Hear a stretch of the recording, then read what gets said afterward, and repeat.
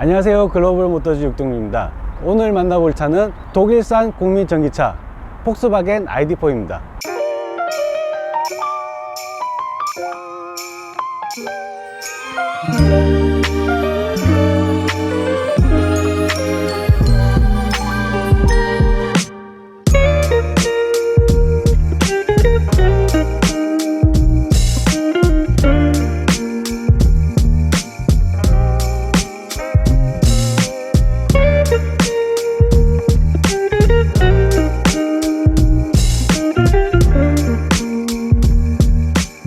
골프나 제타, 티구안처럼 국민차라는 타이틀을 얻게 된 만큼 가격도 상품성도 꼼꼼히 챙겨서 나온 차입니다. 수입 전기차로서는 국산차와 비교하더라도 꽤나 경쟁력이 있어 보입니다. 가격은 5,490만원이고요 서울시 기준으로 원래 보조금을 받으면 708만원, 4천만원 후반대에서 구입하실 수 있습니다. 가장 비싼 모델의 아이오닉5에다가 최고치의 보조금을 받으면 아마 비슷한 가격이 될 것 같습니다. 이 차는 폭스바겐 그룹의 MEB 플랫폼을 사용하고 있습니다. 아우디 Q4 e-tron과 상제차죠. 아우디 Q4 e-tron의 경우는 프리미엄 세그먼트를 담당하고 이 차의 경우에는 대중성을 내세우고 있습니다. 가격도 보조금도 차이가 좀 납니다. 디자인은 전기차 트렌드를 잘 따른 모습입니다. 일단 그릴이 없고 아래쪽에 에어 인테이크를 볼 수 있습니다. 에어 인테이크의 경우에는 원래는 수직으로 서 있지만 라인을 좀 집어넣어서 측면에서 보면 조금 날렵한 모습을 더할 수 있습니다. 전체 실루엣이 나쁘지는 않습니다.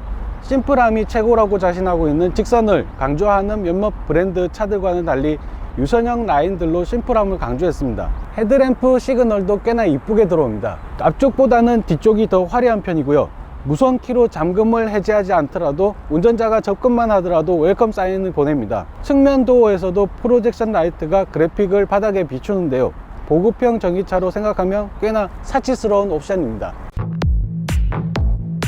실내에 들어오면 일단 이색적인 볼거리들이 많습니다. 일단 눈에 들어오는 것이 앞에 있는 디지털 계기판인데요, 핸드폰 사이즈보다 조금 더 작은 사이즈입니다. 예전에는 쉐보레 스파크가 이런 디지털 계기판을 썼는데요, 모터사이클 계기판에서 영감을 얻었다고 자랑을 한 적이 있습니다. 근데 사실 계기판이 이렇게 작은 이유는 전방 시야를 확보하는 데도 큰 이유가 있고요, 그리고 헤드업 디스플레이를 두지 않기 위해서 한 아이디어이기도 합니다. 여기 작은 디지털 계기판에는 운전에 꼭 필요한 정보들만 보여줍니다. 속도나 아니면 배터리 남은 잔량 등을 보여주는 거죠. 대신 가운데 있는 커다란 메인 디스플레이에서 많은 정보들을 보여줍니다. 눈에 띄는 또 하나의 특징은 스티어링 뒤편에 있는 방금 얘기한 디지털 계기판과 연결되어 있는 변속기 레버입니다. 요즘 전기차들은 시트 사이 가운데의 공간을 확보하기 위해 변속기 레버를 스티어링 휠 칼럼에 붙이거나 아예 다이얼식으로 만드는 경우가 많은데요, ID.4도 그런 경우라고 볼 수 있습니다. 변속기를 숨김으로 해서 공간 활용도가 높아지는 거죠. 여기 있는 이 팔걸이도 변속기를 옮겨서 얻어 걸린 것 중 하나라고 할 수 있습니다. 무게가 무거운 차임에도 불구하고 이 차는 파노라믹 선루프를 적용했습니다. 롤링 시에도 안전할 수 있게끔 차체 강성을 충분히 두고 자신 있다는 거죠.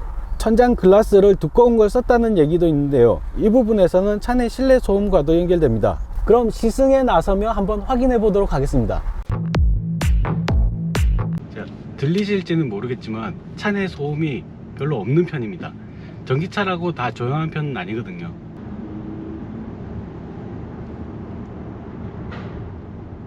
일단 모터가 돌아가는 웅웅거리는 소리가 귀에 거슬릴 때가 있습니다. 이 차 역시 모터 소리가 전혀 없는 건 아니지만 일단 주행을 하고 나면 잊어버리게 되는 것 같습니다.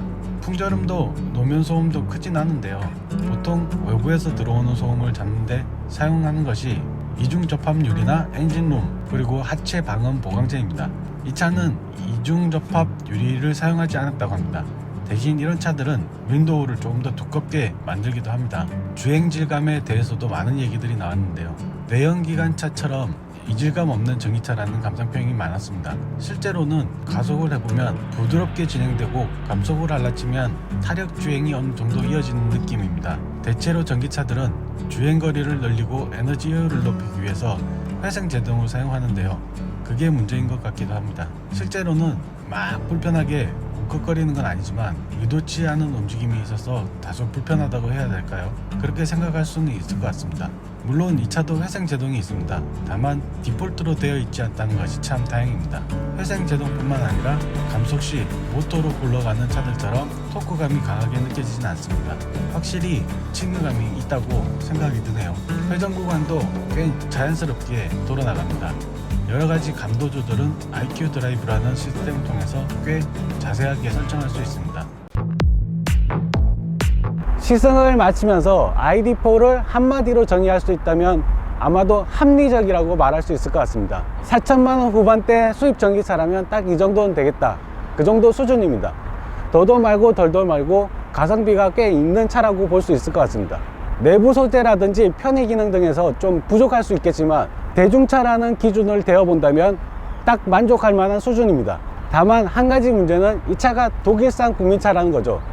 우리나라에서 대중차라고 알려져 있는 아이오닉5가 떡하니 자리 잡고 있기 때문에 좀 애매한 부분이 있습니다. 그럼 지금까지 글로벌 모터즈 육동윤이었습니다.